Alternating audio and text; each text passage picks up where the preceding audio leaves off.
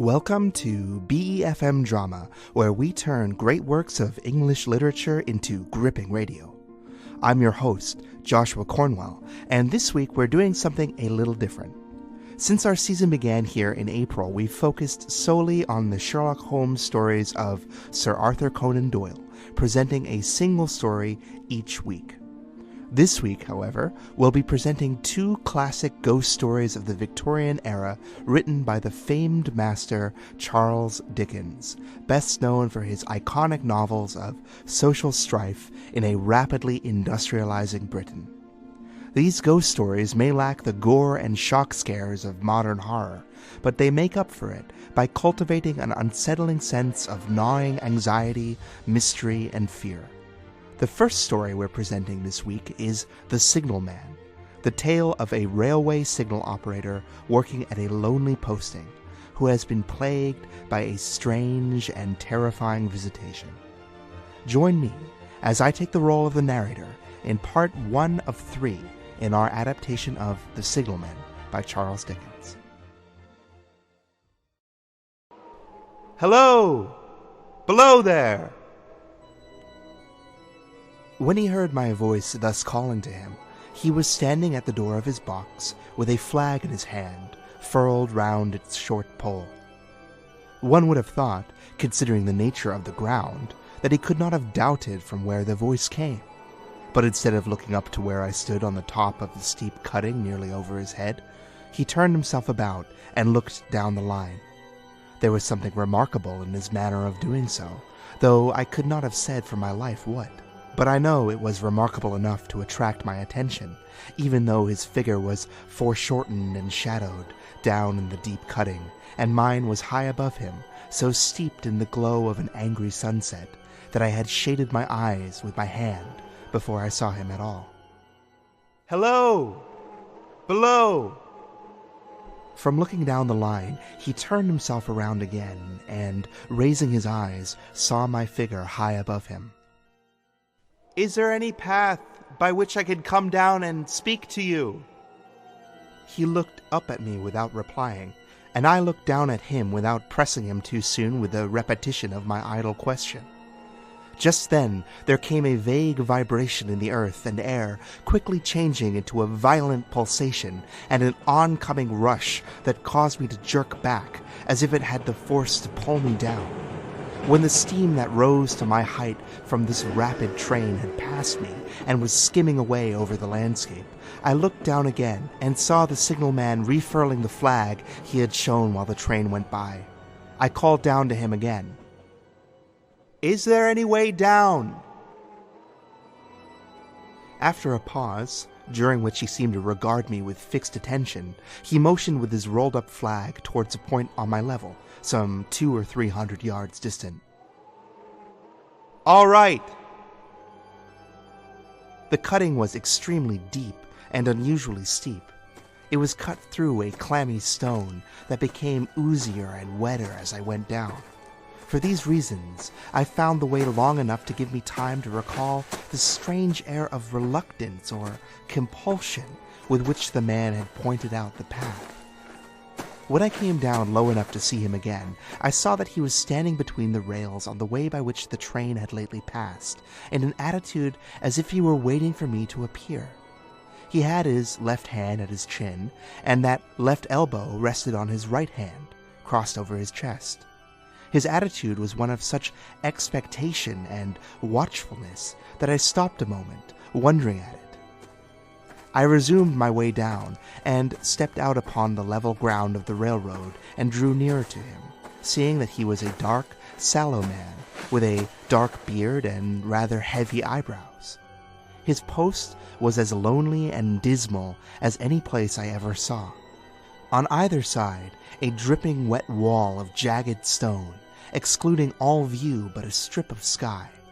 The perspective one way, only a crooked prolongation of this great dungeon. The shorter perspective in the other direction, ending in a gloomy red light, and the gloomier entrance to a black tunnel, in whose massive architecture there was a barbarous, depressing, and forbidding air. So little sunlight ever found its way to this spot that it had an earthy, deadly smell, and so much cold wind rushed through it that it struck chill to me, as if I had left the natural world. Before he stirred, I was near enough to him to have touched him. Not even then, removing his eyes from mine, he stepped back one step and lifted his hand. This was a lonesome post to occupy, I told him, and it had caught my attention when I looked down from up above. A visitor was a rare thing, I supposed, and not unwelcome, I hoped. In me, he seemed merely to see a man who had been shut up within narrow limits all his life, and who, being at last set free, had a newly awakened and appropriate interest in the great works of the railway. To such purpose I spoke to him, but I am far from sure of the language I used. There was something in the man that made me uncomfortable. He directed a most curious look towards the red light near the tunnel's entrance, and looked all around, as if something were missing from it, and then looked at me. That light was part of his business, was it not? He answered in a low voice. Don't you know it is? The monstrous thought came into my mind as I looked upon the fixed eyes and the sad face that this was a spirit, not a man. I have speculated since whether there may have been an infection in his mind. I detected in his eyes some latent fear of me. You look at me as if you have a dread of me. I was wondering if I had seen you before. Where? He pointed to the red light he had looked at. There? Intently watchful of me, he replied. Yes. My good fellow, what should I do there? I was never there, you may swear it. I think I may. Yes, I'm sure I may. His manner cleared like my own. He replied to my remarks with readiness and in well-chosen words. Had he much work to do there? Yes. That was to say, he had enough responsibility to bear, but exactness and watchfulness were what was required of him, and of actual work, manual labor, he had almost none. To change that signal, to trim those lights, and to turn this iron handle now and then was all he had to do under that head. Regarding those many long and lonely hours which I seemed to make so much of, he could only say that the routine of his life had shaped itself into that form, and he had grown used to it. Was it necessary for him when on duty always to remain in that channel of damp air, and could he never rise into the sunshine from between those high stone walls? Why, that depended upon time and circumstance. Under some conditions there would be less traffic upon the line than others. In good weather, he did choose occasions for getting a little bit above these lower shadows, but being at all times liable to be called by his electric bell, and at such times listening for it with redoubled anxiety, the relief was less than I would suppose. He took me into his box, where there was a fire, a desk for an official book in which he had to make certain entries, a telegraphic instrument with its dial, face, and needles, and the little bell of which he had spoken.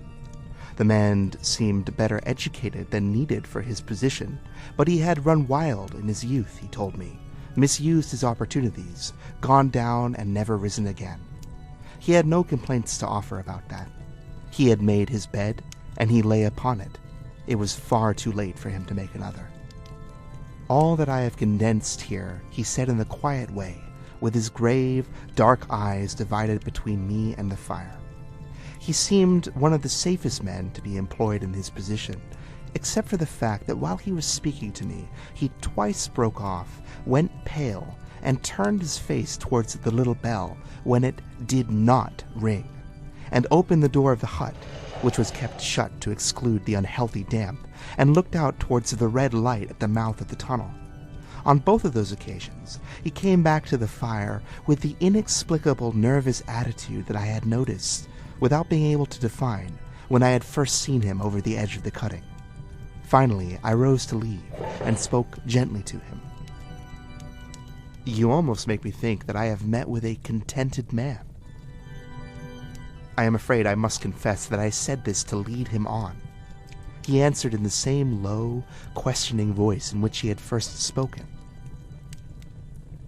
I believe I used to be so, but I am troubled, sir. I am troubled. What has troubled the signalman and caused him to behave so strangely with his unexpected visitor? What odd occurrences have been appearing to him at his lonely station in the deep, dark railway cutting in front of the tunnel, and what might they mean? Find out tomorrow evening on BeFM Drama as we continue the signalman's story, hearing from his own mouth about what has troubled him so badly. From the studio in Busan, this is your host, Joshua Cornwell.